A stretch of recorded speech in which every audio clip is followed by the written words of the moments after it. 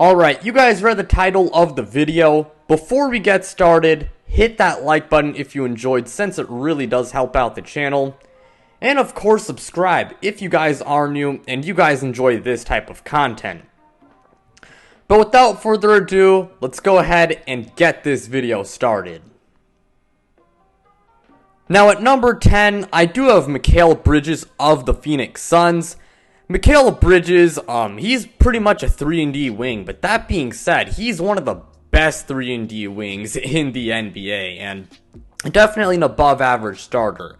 Offensively, obviously, he's pretty capable. He can put up points on the board. He's a good shooter, and he can create his own shot occasionally. And then defensively, he's one of the best players in the entire NBA. I believe he finished like top 3 to 5 when it came to Defensive Player of the Year voting. So, undoubtedly an extremely good player. And last year, he averaged 14 points per game, 4 rebounds per game, shooting 53% from the field and 37% from 3. Now at number 9, I do have Andrew Wiggins of the Golden State Warriors. Andrew Wiggins has really experienced a career renaissance in Golden State, and he was a very vital part of them winning the championship this past season. Offensively, he's definitely very good as a scorer, and he can shoot the ball pretty well, and he can also create his own shot, so definitely very good on that side of the ball. And then defensively, I mean, he went from a notorious liability on that side of the ball to one of the best defensive wings in the NBA. Now, I'll admit, I don't think he was worthy of being an all-star starter this past season. I thought that was bullshit. But that being said, he's still an extremely good player. And I'd definitely say he's like an above-average starter to borderline all-star level guy. But undoubtedly, again, extremely good as a player. And last year, he averaged 17 points per game, 4.5 rebounds per game, shooting 47% from the field and 39% from 3. At number 8, I do have Chris Middleton of the Milwaukee Bucks. Chris Middleton is an all-star caliber player. He has been named an all-star a few times in his career.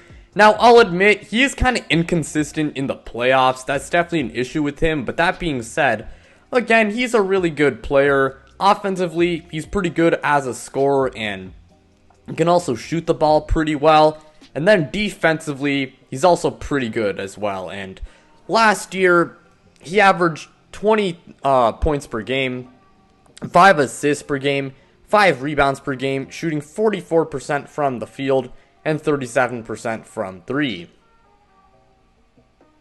At number 7, I do have Brandon Ingram of the New Orleans Pelicans. Brandon Ingram is personally one of my favorite players in the league. Definitely an all-star caliber player, extremely good as a scorer and very smooth, good from pretty much all 3 levels as a scorer. And then he's also not that bad of a playmaker. And then defensively, you know, that actually used to be one of his biggest strong suits in New Orleans. He's never really been an amazing defender, but he's not a liability either. But Brandon Ingram, extremely good player, was obviously a big part of the Pelicans exceeding expectations in 2022, and I do believe that this upcoming year in 2023, he could be part of something special, because I think the Pelicans are a really good team. And while his numbers could take a slight hit because Zion is coming back, I still expect him to put up very good numbers and play like an all-star caliber player. But that's pretty much all I gotta say for him. And last year, he averaged 23 points per game, 6 assists per game, 6 rebounds per game, shooting 46% from the field. Now at number 6, I do have DeMar DeRozan of the Chicago Bulls. DeMar DeRozan is coming off a career season, obviously. Extremely good as a scorer. That's always been the best part about him. And then he's also become a very good playmaker over the past few years, and he was maybe the Chicago Bulls' best player this past year. Now, I'll admit, he is a little bit more of an old school player, and he can't really stretch the floor, and that is an issue I do have with him, and I gotta say, in the playoffs, he also does have a history of choking, and, this past year definitely had some bad moments in the playoffs, and along with that, defensively, he's just not that good of a player. So, I gotta say, I have my gripes with DeMar DeRozan, but that being said, still an all-star caliber player, and again, still very good, and he lands at number 6 on my list. And last year, he averaged 28 points per game, 5 assists, 5 rebounds per game, shooting 50% from the field. At number 5, I do have Jimmy Butler of the Miami Heat. I mean, this is where things get very stacked. Jimmy Butler was extremely good this past season for the Heat. I mean, the Heat were the 1 seed, and, he was the best. He is the best player on the Heat, so definitely deserves credit for that. And then Miami made it all the way to the ECF, and they were very close to advancing to the finals. And Jimmy Butler, I mean, he played his heart out in that series against the Celtics. So I do like Jimmy Butler a lot. I do respect him as a player. Definitely good as a scorer. He can definitely put up points on the board. Not that bad of a playmaker.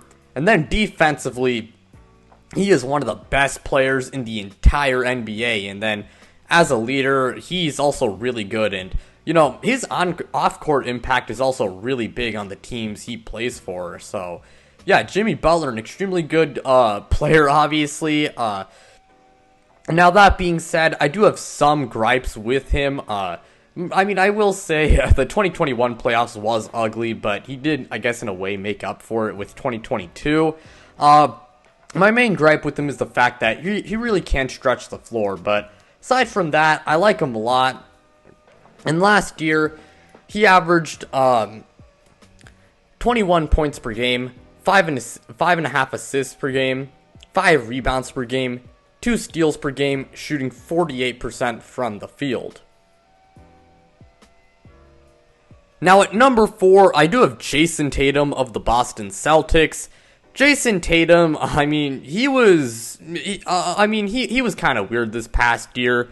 Obviously, he was definitely good. Was not bad at all. And at his peak, we know how good of a player he is. He's an absolutely lethal scorer, one of the best in the whole league. He's definitely not that bad of a playmaker, albeit, sometimes it's not amazing, but not a liability as one. Also a pretty good rebounder, and he's extremely good as a defensive player as well. And of course, he led his team to the NBA Finals, and they weren't too far off from winning it. So Jayson Tatum, obviously a great player, but the issue with him is the fact that he can be very inconsistent, and at his lowest points, the guy is like he's like a G League level player, and it's like you wonder how he made it to the NBA. But yeah, man, Jayson Tatum, I will admit, he really struggled with consistency a lot this past year, especially in the playoffs. But that being said, he's still an all-NBA caliber player and still one of the best players in the entire NBA. And last year, he averaged 27 points per game, 4 assists per game, 8 rebounds per game, shooting 45% from the field and 35% from 3. At number 3, I do have Kawhi Leonard of the Los Angeles Clippers. I know he didn't play a single second of basketball in 2022, but we know how good of a player he is when healthy. Offensively, he's an extremely good scorer, and he's also a very good shooter as well. And then defensively, he's one of the best defensive players in the entire league. So Kawhi Leonard, when he's healthy, the guy is one of the best players we have in today's game. That being said, the biggest issue with him is the fact that he's just really injury prone, which is really frustrating. You can say that about Paul George and, the Clippers as a whole. But yeah, Kawhi Leonard, he is injury prone, but that being said, when he's on the court, we know how good of a player he is. And next year, or this upcoming season, I do expect him to have a very good year. Now, I'm not going to include any stats for his segment because he didn't play at all last year. But again, he's a superstar when he's healthy. And our runner-up at number 2 is Kevin Durant of the Brooklyn Nets. I mean, we know the story with him. I'm going to try and keep this short. Kevin Durant, he's one of the best scorers in the NBA. He's also a pretty solid passer and a very good rebounder, and defensively, he's not that bad either. I will say what really did affect his ranking is his awful playoff performance. That was just not good. But I mean, Kevin Durant, again, he's one of the best players in the NBA. I think we all know that. And last year, he averaged 30 points per game, 6 assists per game, 7 rebounds per game, shooting 52% from the field and 38% from 3. And finally, at number 1, I do have LeBron James of the Los Angeles Lakers. Like Kevin Durant's segment, I'll try and keep this short. LeBron James, I mean, we know his longevity is just insane to say the least. He's a superb scorer, superb playmaker, good rebounder, and also not that bad of a defensive player, and efficiency-wise, not too bad either. I mean, the only thing holding back LeBron James when it comes to his ranking within the whole NBA landscape and all the players is the fact that the Lakers were just such a disaster, this past year. But LeBron James, he's one of the best players in the NBA, and last year, he averaged 30 points per game, 6 assists per game, 8 rebounds per game, shooting 52% from the field and 36% from 3.